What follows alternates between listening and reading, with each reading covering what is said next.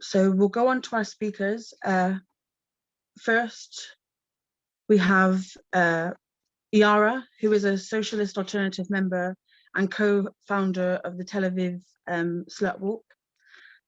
She'll be talking for 15 minutes, and then we'll be joined by Anya, and she is a member of International Socialist Alternative and Rosa in Belgium. So if I let you go take it ahead, Yara, and I'll give you 5-minute messages if you want.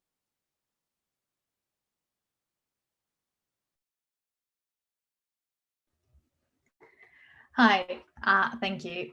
So I'm really excited to be here, and I think the first discussion that we had today was a really good way to enter into this discussion. I think talking about kind of revolutionary women and how women actually move struggles, both for the women's movement, but also generally for the workers' movement, is incredibly important. But I also think that it's really crucial that we talk about today and what's happening today.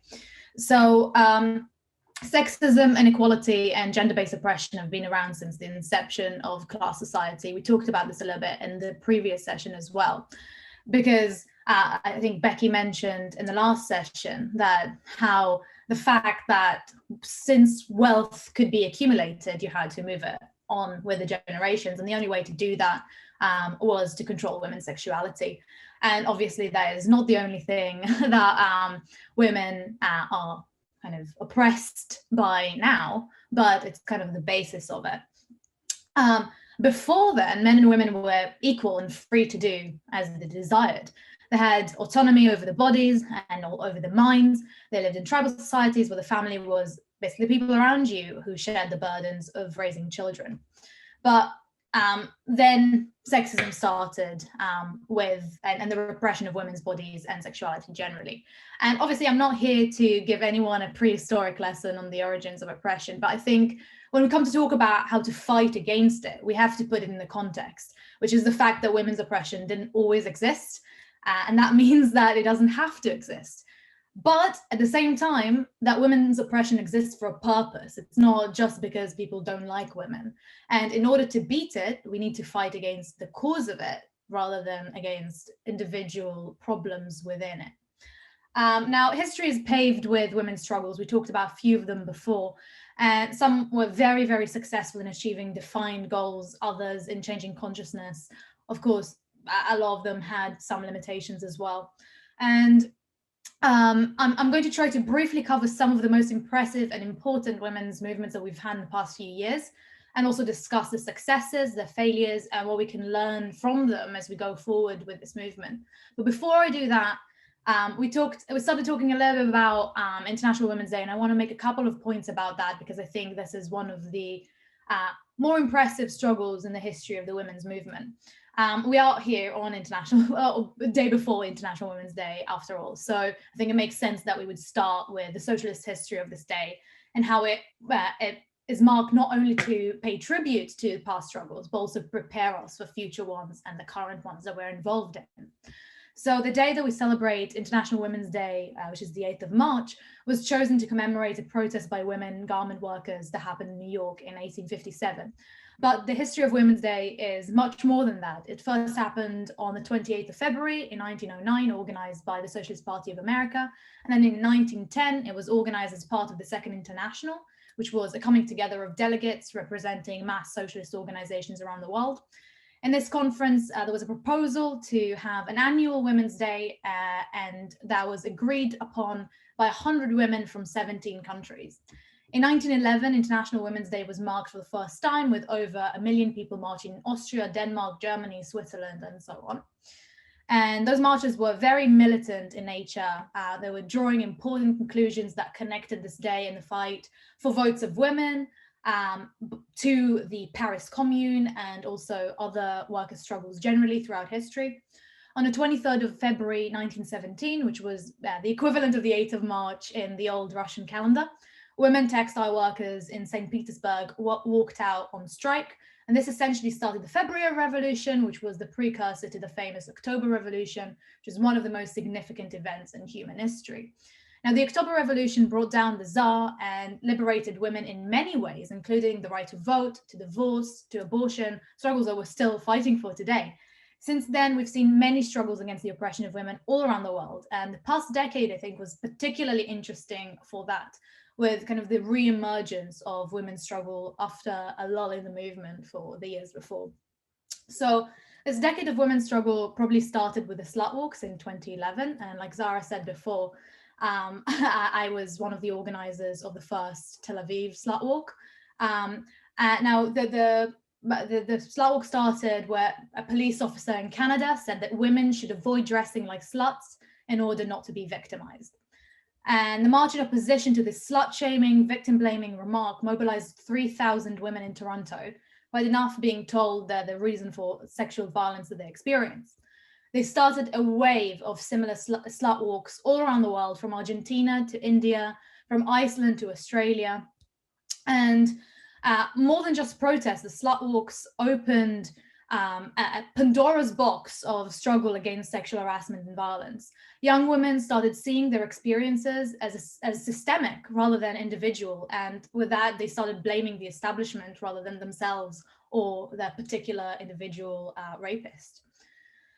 This marked a major shift in the consciousness of women worldwide and opened the door to one of the most significant women's movements of the past decade, the Me Too movement.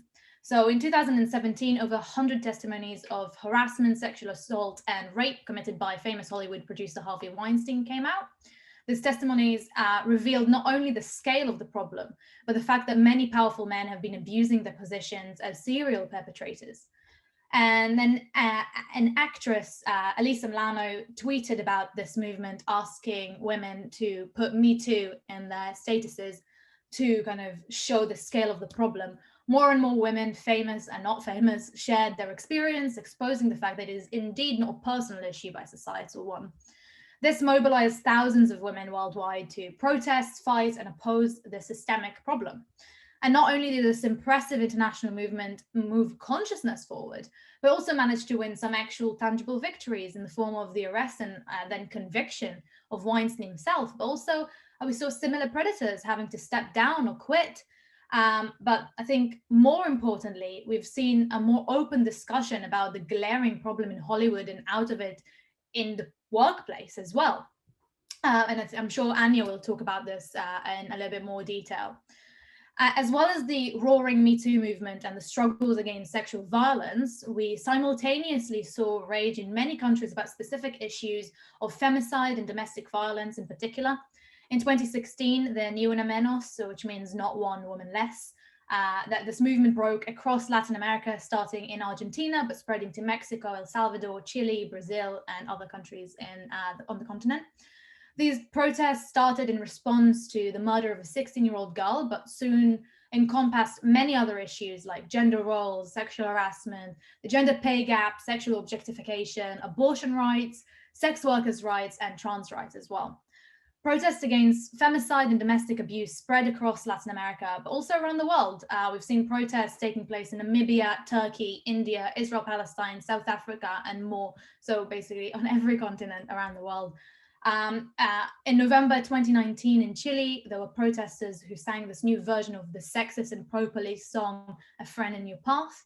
The original song boasts how police protect young girls, and that was changed to a rapist in your path rather than a friend, which was a poignant chant and dance that points the finger directly at those cops, balls of the state, the courthouses, the government. This version quickly became viral, becoming an anthem for the movement. It was translated into many languages and sung by activists worldwide, highlighting how the problem is not only systemic, but also international. Now, sexual violence and domestic abuse are a strand that defines many of the movements that we've seen in the past decade, and understandably so. Much like suffrage was in the early 20th century, it's one of the most kind of glaring issues that we see. But there's yet another strand that connects many countries in the past few years, which got hundreds of thousands of women on the streets and managed to win incredible victories, even if some were rescinded. And I'm, of course, talking about the fight for bodily autonomy and in particular abortion rights. In Ireland, the death of a young woman in 2012 from septic miscarriage after she was denied an abortion following an incomplete miscarriage rightfully enraged many women who embarked on a campaign to legalize abortion. The Irish government tried to appease the angry public by passing a law that would allow abortion in very particular cases, but the establishment really did anything within the power to avoid a change in the constitution, like they've been doing for decades before. This is not the first time that this issue came to light. However, this was not enough, and women campaigned for a referendum to legalize abortion completely, and tens of thousands of women attended annual marches for choice, and eventually in 2018, a landslide majority of 66.4% voted to legalize abortion. This was thanks to mass mobilization that understood the need to approach working class women, seeing their potential in moving this cause along and not just trusting the bourgeois institutions. In Argentina, years of struggle and demonstrations that brought out hundreds of thousands of protesters culminated last December when abortion was finally legalized in the country, hopefully paving the way for more successful pro-choice movements in Latin America. In Poland, the parliament tried to ban abortion in 2016. This triggered a mass movement of women fighting for the right for choice. Thousands of women took to the streets in a militant protest, which eventually managed to block the ban. But in 2020, the threat came back as the government hoped that the pandemic and lockdown restrictions will allow them to pass the ban without much resistance. They were wrong. This was not the case. Hundreds of thousands took to the streets despite COVID, but due to various limitations in the movement, it unfortunately failed to block the threat this time, which highlights not only the fact that we need to always be prepared to protect the victories that we win, but also the need for discussions like these on effective methods of organizing against sexism in the short and the long term. I think one of the most important methods that came out of the abortion rights struggle in Poland was the international women's strike movement. During the movement in 2016, women in Poland organized the Black Monday strike, where thousands of women walked out to protest the proposed ban, with massive solidarity protests across Europe and across the world as well. And this is not the first time that strikes of that nature have been used. The organizers of the Polish strike were inspired by a women's strike in Iceland from 1975 that had a lot of limitations that we can discuss in the discussion. And obviously, there was also similar strikes happening for other abortion causes around the world, particularly in Ireland. In 2017, women in over 28 countries coordinated together over the internet to start the International Women's Strike Campaign. And since then, people in over 50 countries participated in the strikes. The strikes in each country highlighted the specific circumstances in their respective countries, but they were still drawing these internationalist conclusions and feeding off the strength of an international movement. The strike is an incredibly useful method when it comes to winning victories. Hurting the ruling class where it really hurts, which is their profits, is an invaluable tactic for us and for the women's movement generally.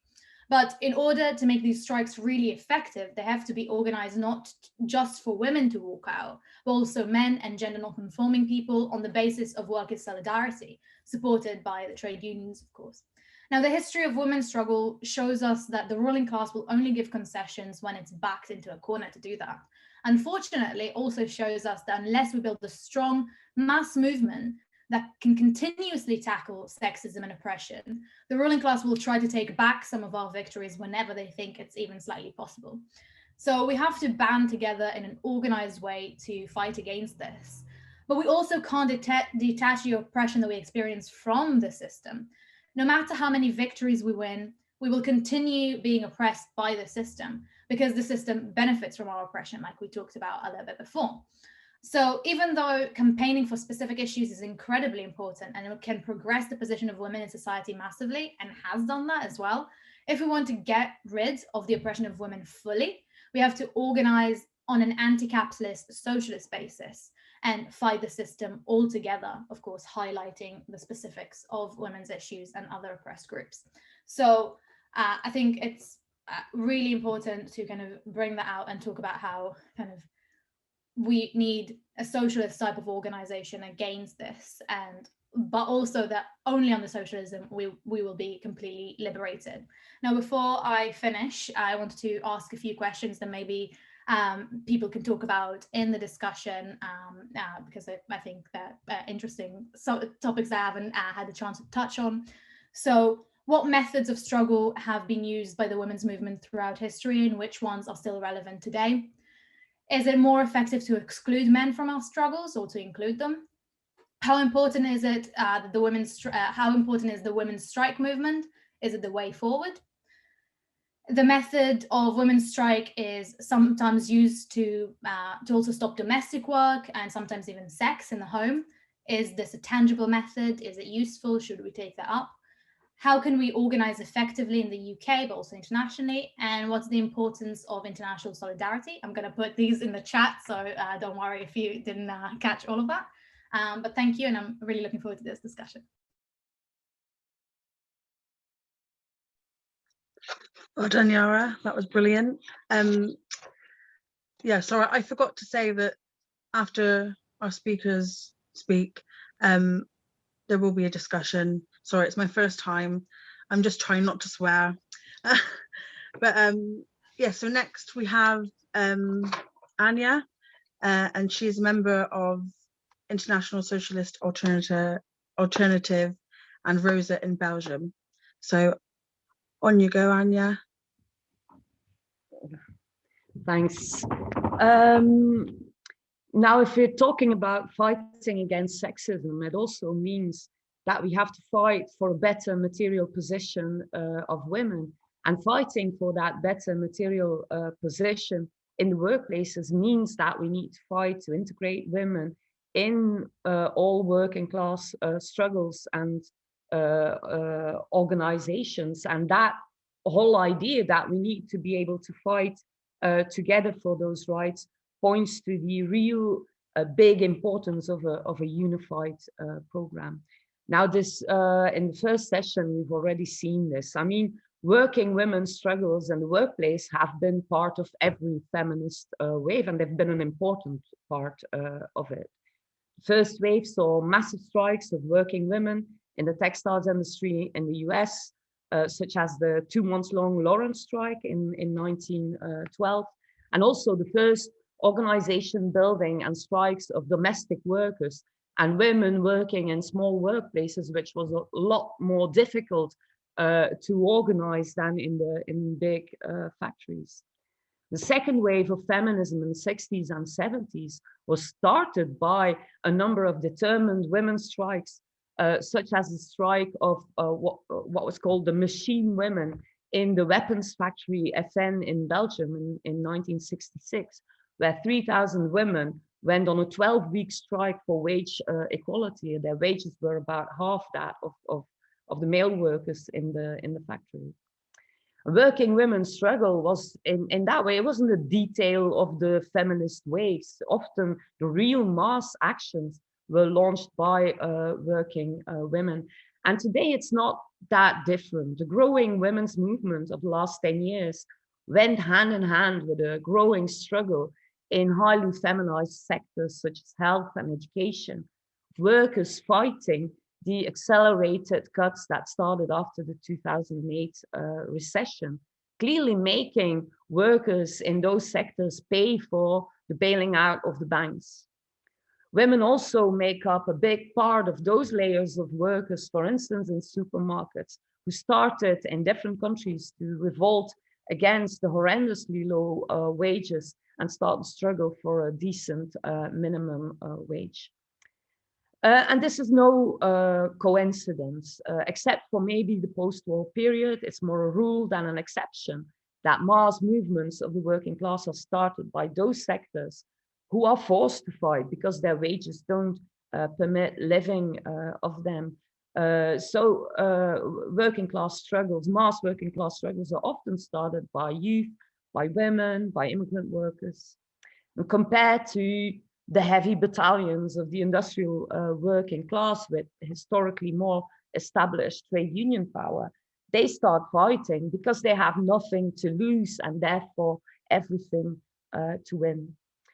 Now, the neoliberal era has not steadily at the part of the wealth going to the workers. A working class family of today needs 2 wages to pay for the same living standards as 1 wage did in the late 60s. Steady breaking down of social security, social protection has forced many workers, and mostly women, to take on jobs at really no matter what sort of wage, which obviously leaves them extremely vulnerable to domestic violence. The enormous growth of the number of women in the labor market went hand in hand with the development of low-paid jobs, part-time jobs, temporary contracts, leaving a big part of working women dependent on their partner's wages to pay the rent. A number of years ago, a figure came out for Wallonia, the French-speaking part of Belgium, showing that up to 1/3 of women are actually financially dependent on their partner. And then there are those massive women's sectors like health and education, but also childcare, cleaning, where the historically lower wages are linked to the fact that they were seen as an extension of women's work at home, as some sort of natural capacities of women. And the fact that they worked with people who need their help and care was used against them as a blackmail, really, whenever they fought for better circumstances. There are also sectors with high wage gaps. Really, the higher the wage in a specific function, the less women you will find there, even if the whole staff would be 80 to 90% of women. In Belgium, 25% of working women work in health. So this is a massive sector for women. And hospitals in the bigger cities are often the biggest workplaces there are. Both sectors were significantly extended after the Second World War. And again, following the revolts of the 60s, which in many countries led to what was called the democratization of education as one of the gains of student struggles. And in this period, these professions were professionalized, proletarianized, and unionization started to develop, even if it's still in many countries behind on the levels in industry. These sectors, with their which in their extended form were part of the gains of the post-war working class struggles, have been prime victims of the neoliberal onslaught that reigned since the 80s. It led to massive underfinancing, and in parts also to privatization or liberalization, which forces even schools and hospitals in public hands to function as private ones. In both sectors, even in healthcare in Belgium, the number of people working in health has grown very slowly, but steadily, but they have not grown as much as the number of patients and more complicated care due to the development of medical science, but also with an aging population. In both sectors, neoliberalism really meant that they had to do more work with less workers, and that is a real basis of this continuous struggle in these sectors. These sectors, together with childcare, are also extremely important for any working mother. And the pandemic reminded us in an extremely brutal way about how essential they are. If we look at the job losses women have faced in the last year due to the pandemic, then many of those job losses are women workers leaving work or starting to work less hours because there's no one else there to care for their children, for family members with disability, as schools and part of residential care and daycare centers closed down. Everywhere in the world, we can see the struggle of workers in health and education growing in the last 10 years. And they have often played the part of being a spark really to the rest of the workers' movement. Their working conditions and wages are appalling, but it's really remarkable to see that during those last 10 years, workers in those sectors referred more and more basically to their growing incapacity to do their jobs well, to do well what they are supposed to be doing. And in that way, they were precursors in the growing revolt against neoliberalism. And that process has now been massively highlighted by the pandemic and lockdowns.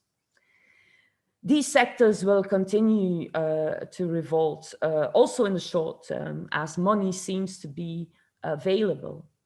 Their revolt will be strongest if they manage to link up with patients, with pupils and students and parents, and use to the fullest really the support they get in society at this moment. Looking at where health workers have been able to obtain concessions, mostly in the forms of bonuses and wage deals, like in Belgium and France, it's remarkable that in both countries, the struggle was constantly pushed forward by a new phenomenon, well, in Belgium, a new phenomenon, the organization of combative workers in workers' collectives, uniting unionized and non-unionized workers and also patients, like the Collectif Interurgence in France, who already in the year before the pandemic had organized strikes in 200 hospitals all over France, and Santé en Lutte in Belgium. Whereas in France, it reflects the lack of trade union strength in healthcare. In Belgium, it clearly just reflects the lack of a willingness to fight by the trade union leadership and the lack of strategy. They just basically don't know what to do.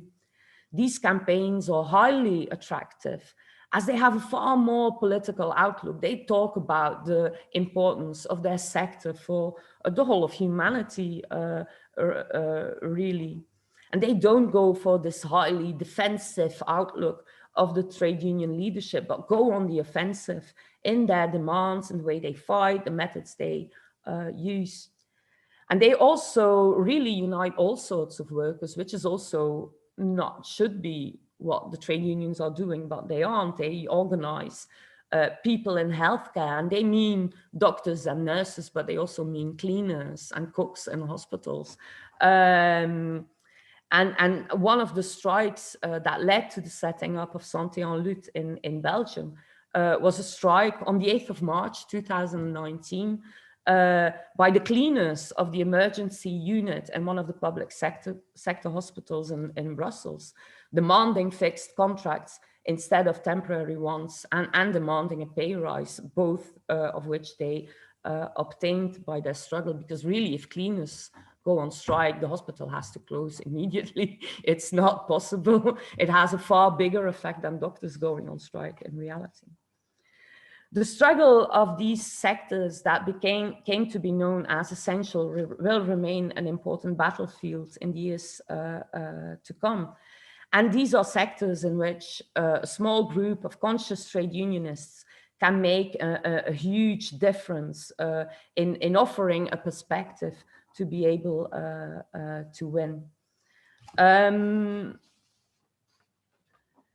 the University of Ghent last year on the 9th of March, there was a strike that was prepared for by a months-long campaign by the Socialist Trade Union, together with campaign Rosa, for a 14 euro minimum wage. Basically only about 170 workers in the university have a wage under that, but about 80% of them are women. And a couple of weeks ago, we heard that we won this struggle. So now in the university in Ghent, all workers will have a minimum of 14 euros an hour. And that is not the end, obviously. The big number of workers under that, also mainly women, are in the outsourced services, in the student restaurants, in the cleaning of the university buildings. But in that struggle last year, links were made between the trade unions of the university and of those outsourced services, and a campaign is going to start really from the moment that university opens up again. And that is a role that combative trade unions can play, because Socialist Trade Union is having a campaign around 14 euros minimum wage. it heavily puts forward that most workers who don't have that are workers in those feminized sectors. But to change that propagandistic campaign into a real campaign to obtain victories is something where you need combative trade unionists to organize on the workplace. You can't win that through social media or whatever. I think a different situation is there in the sectors that are now threatened with mass bankruptcies and layoffs, like the hospitality sector, cultural and event sector. And there we really need to learn from struggles of the unemployed in the 30s, but also, for instance, from the women's anti-war and hunger protests in Germany, Austria, Russia during the First World War. State support is still acting as a brake on the unemployment figures, but this will end sooner rather than later. In Brussels, the Democratic Trade Union, the Christian Democratic Trade Union, won big in commercial services and social elections last November. And the main reason for that is that they are the only trade union in Belgium that is putting forward a struggle against job losses by putting forward the struggle for a shorter working week. We need to develop demands, programs, and tactics for those workers, partly to organize towards a fight for decent unemployment benefits and re-strengthening of social security and social protection, but partly as well to fight for a shorter working week, which is the only real solution against high unemployment that doesn't disadvantage the workers. And that struggle for a shorter working week without loss of pay was the more long-term answer of the workers' movement in the 30s, but in some countries, the first victories being won in the middle of the big depression. And it's important to see that most of those struggles in the 30s were also started by rank and file workers, with trade union leaderships serving as a brake really on the struggle. In such an explosive period, a small group of determined organizers with demands and a program and a strategy can make a difference between a struggle developing or not. And without the very small group of Trotskyists, the struggle of the unemployed and the miners' strike in 1932 in Belgium would not have happened, and would not have had its effect really on what happened then on the field of trade union struggle for the rest of that decade. This kind of period opens up big opportunities for revolutionary parties when they succeed in adapting to the new situation and concentrate their forces where they can make a difference and where they manage to overcome divisions through united struggle.